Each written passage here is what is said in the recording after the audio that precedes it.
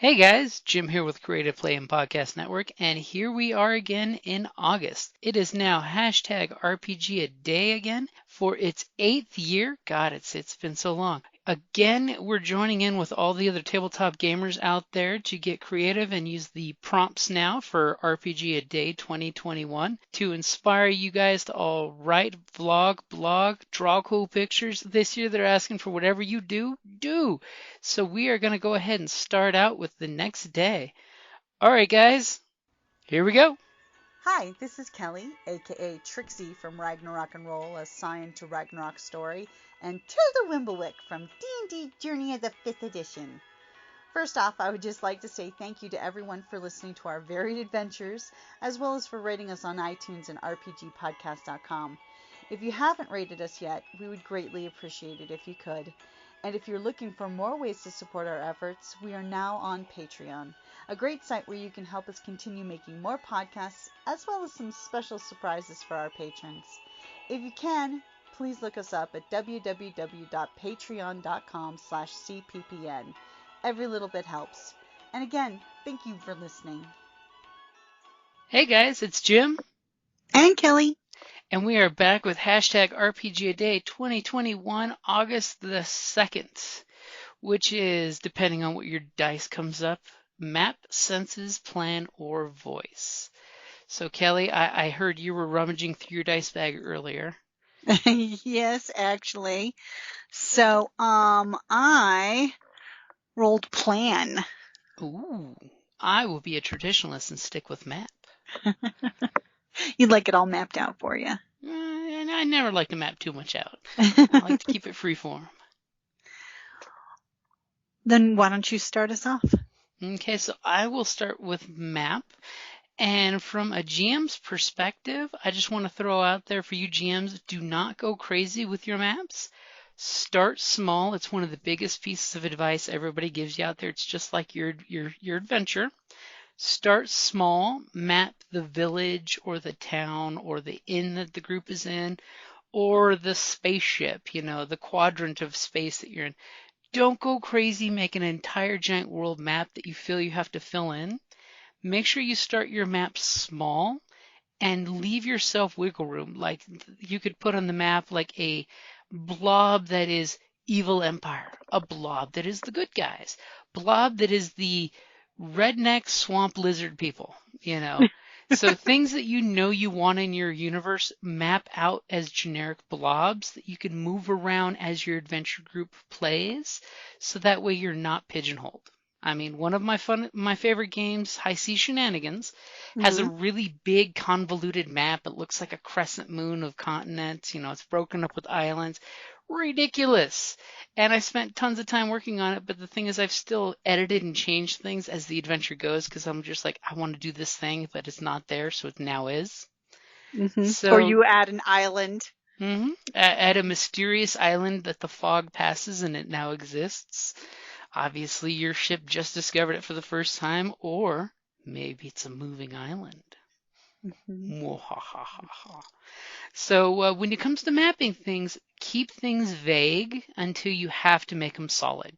Because like all good novel writers will tell you, especially the ones that put their little maps in the beginning of the book, once you put it there, it's committed. So it's now canon, and your players will call you like a Star Wars player calling out uncanon material. Every time when they notice that, hey, on my map, that's a pretty good reflection of your map, this should be here. How come we didn't run into this? And they will call you on it.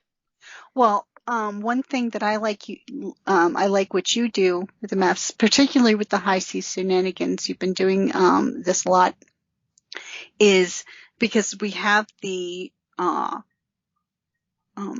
rollout sheet where you draw the maps on and stuff, and you freehand a lot of stuff for the coastlines or whatnot, or the random island that pops up.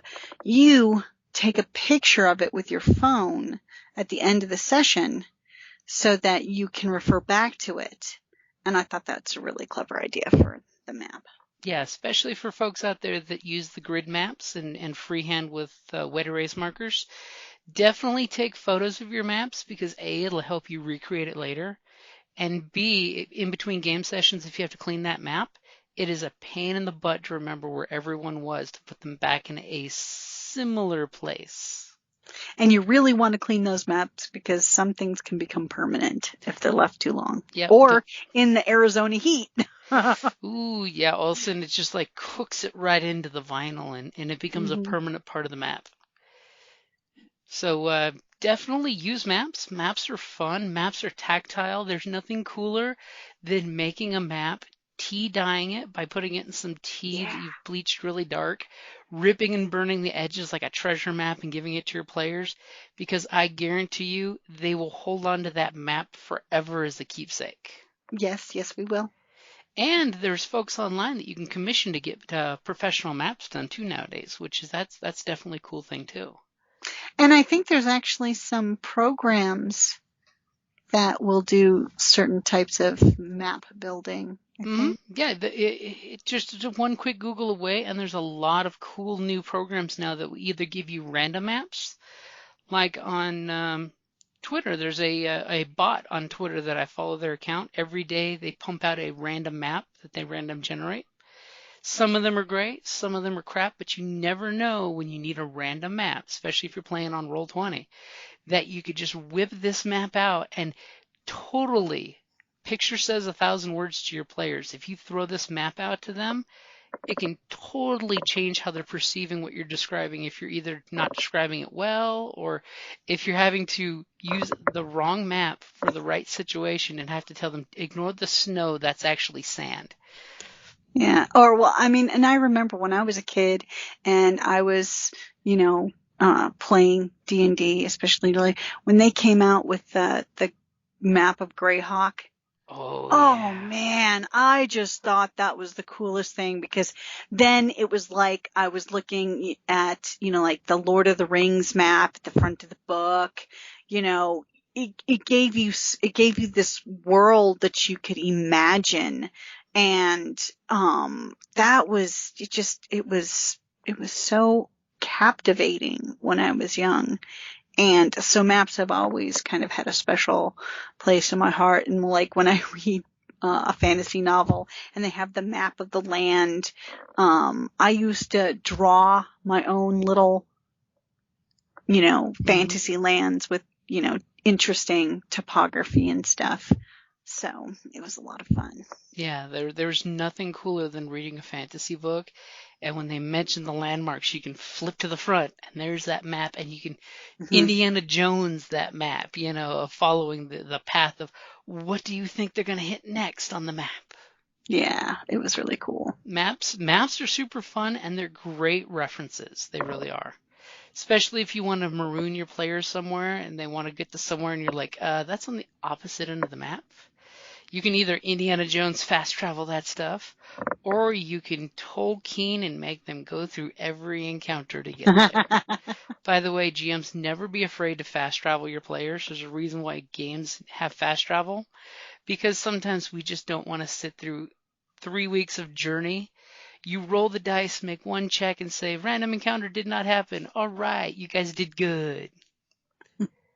Or you could get an owlbear. Or bad things happen and you get a penguin owlbear in the Arctic North. I scared my one group on Thursday with that, showing them a picture of an Arctic owlbear. Well, there's I backed this one Kickstarter and one of the options is a snowy owlbear. It's so pretty. So you have the polar bear, but with the snowy owl feathers and stuff. Oh my god, it's very pretty. I think I've seen a picture of that one where they used like blue highlights on the feathers. It looks absolutely terrifying. It's a specific faux fur that they use because it's a plushie. Oh, okay. So that's definitely not the one I've seen. That sounds cool though. It is. All right. So Kelly, you're gonna go with plan? No, I went with map. I just wanted to see what the number would be. Oh, but you rolled the dice. Now you're committed. Did you not plan stuff? Plans change. always prepare to change the plan because a plan never goes as planned. It does not survive the first 5 minutes with contact with the enemy. Exactly. And that's why you need a map for the battle, so you can keep track of the plan Mm-hmm. or how far the plan has gone off the tracks. So, do you have anything else for a map that you would like? Nope, that you pretty much covered everything I. Other than a cool thing with maps is you can have minis, because minis are fun with maps. Oh yeah, I do love my minis. Even if it's just Hershey Kisses that you can reward your players with for when they kill the kobolds. Come on, candy on maps, as long as it's sanitary, is a good thing. That's true. Well, they come individually wrapped.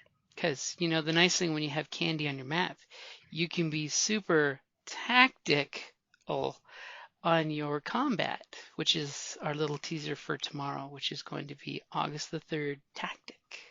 Or Risk, Support, or Image. I might have to roll the die again. Uh-oh. Are you going to It's a obey the tactic. die, or are you going to mock the die?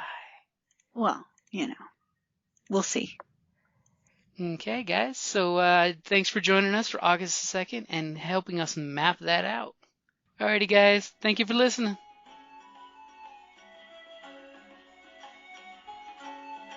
Thank you for listening to the Creative Play and Podcast Network. And feel free to enjoy our other shows, such as D&D Journey of the 5th Edition and Scion Ragnarok and Roll, a Scion hero to Ragnarok story. Thank you for listening.